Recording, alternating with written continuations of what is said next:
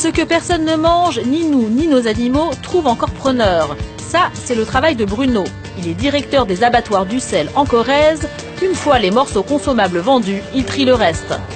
Vous voyez ces boyaux qui vont être utilisés pour faire des cordages des guitares, des violons ou autres. Voilà une des autres utilisations qu'on peut faire avec le porc. Encore une autre utilisation avec les oreilles, voilà, clandestine à la fabrication de produits cosmétiques, des masques pour les cheveux, des crèmes visage. Vous voyez, c'est ce qu'on appelle le gras, hein, c'est du gras, vous voyez. Hein.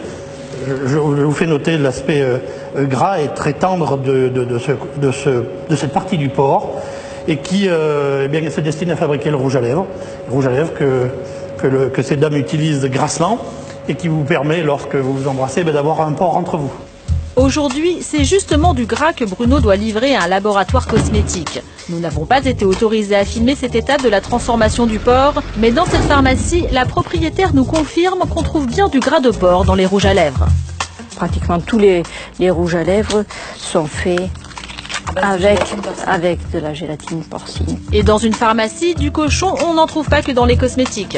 On trouve des médicaments à base de porc, soit le médicament en lui-même, soit l'enveloppe du médicament qui est composée de gélules.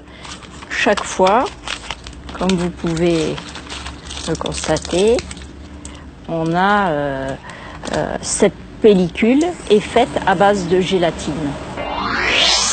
Si vous ne mangez pas de porc pour des raisons religieuses, pas de panique. Gabriel Elfassi est rabbin en banlieue parisienne. Il est très clair, quelle que soit la religion, quand il s'agit d'un médicament, il n'y a aucune interdiction. Toute religion qui se respecte se doit de soigner ses malades. Donc à partir du moment où il y a, on va dire, un remède qui a été prescrit par son médecin, que cela contienne une matière grasse animale qui est infime, qui est presque, on va dire, inexistante, il n'y a aucun problème, on peut avaler donc ce genre de médicament. Je prends l'exemple de la gélule, bien sûr.